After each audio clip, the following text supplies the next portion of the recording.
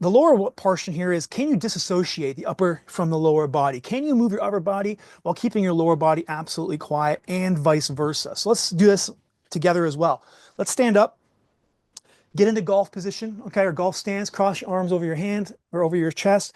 What I want to do is keep your lower body from belt buckle down absolutely quiet. Don't let it move. And what I want you to do with your upper body, and listen to me carefully, I want you to rotate back and forth, quarter backswing, quarter downswing. It's not the time to show me how much you can rotate. We just did that with the seated thoracic test. Okay, I already know how much. Now I want to know, can you disassociate? Can you keep the lower body quiet, stable? Okay, that's maybe a word you guys will understand. and rotate the upper body, just quarter backswing, quarter. It shouldn't really be a difficult test or a hard test to complete. But what I'll see is people will do this and their hips are moving, they're all over the place because they can't disassociate. Everything moves as one. And then can you do the other? Can you keep the upper body quiet, and can you just rotate again, quarter backswing, quarter downswing? Can you rotate your hips back and forth? A lot of times we're looking for rotation, not hip checking. Okay, I will see people hip check a lot too, and obviously everything will move as one at times as well. If I'm online, I'll have them take a club and we'll pin things down because I want to figure out, is it a stability issue or a mobility issue? If I'm there in person, so let's say we're doing the upper body test here. Can we rotate the upper body while keeping the lower body stable? And I see that the lower body moves. What I would do in person is come in and just kind of, ask them first, put my hands on their hips and give them like 10% of stability and see if that cleans up their movement. If it does, then I know it's a stability issue. They need more lower body stability. They have the proper mobility upper body wise. If it doesn't clean up and everything's still moving, then I know it's probably a stability and a mobility issue, or potentially add a mobility issue as well. I'll do the same thing for the lower, or for the when I do the lower body. If the upper body moves, I'll just place my hands on the shoulders. Online, what I have them do is take their longest club, so not this, it'd be a driver, and I'd have them set up next to a wall. So let's just pretend there's a wall here. This is going to be against the wall. They're going to basically get into their golf stance, lean into the club, and the golf club against the wall, because they're pinning it there, is providing a little bit of stability. And then I have them do the same test. So again, the lower body rotation test.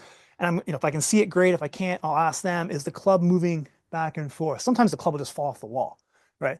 But is the club moving back and forth? If it's moving back and forth, then I know they're not stable. And I'll do the same thing for the lower body. I'll hit the club up against the wall, basically the wall and the floor meet. So it's up here kind of into their belt buckle. They'll lean into it and they'll go back and forth with upper body rotation, and have them look at the club. Is the club moving left to right? Then I know they're not stable. It's not providing any benefit. It's probably a stability issue, at least first, and then we can work on mobility after that. Why is this important? The bottom right-hand photo here is a photo of Bubba Watson. The yellow line here is roughly his hip, across his hips, like an alignment rod through his belt buckle loops. The red line is a shoulder line. And as you can see, it kind of makes an X, right? We call this the X factor. And so in the golf swing, what happens is when they go into their backswing, the hips are going to rotate, but the torso is always going to rotate a bit more.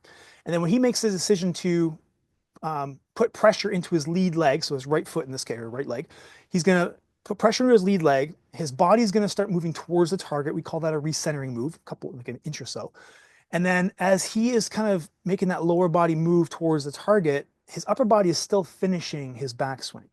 Okay. So we call this, like, when the club gets to roughly about from parallel to, again, I can't go too high here, from parallel to about here, okay, we're loading our trail foot, but we're starting to move forward. And so as our lower body's moving forward, our upper body's still finishing our backswing. So we had that little recenter move there, okay, where pressure goes from trail foot to lead foot. And then we kind of start with our hips going towards the target, and it's minuscule. You need like force plates to see what's going on here. It's not a huge, you'll see people kind of like fire their hips because they see that, what Tiger Woods does or anybody else does, and they're like, oh, I want to get in that same position. It's not a firing of the hips and leaving everything behind you. It's shifting your pressure, starting with your hips, but like even I said, your upper body's still finishing that rotation on the way back to create that stretch shortening cycle that we all know, and then eventually to let the torso kind of catch up and eventually slingshot through.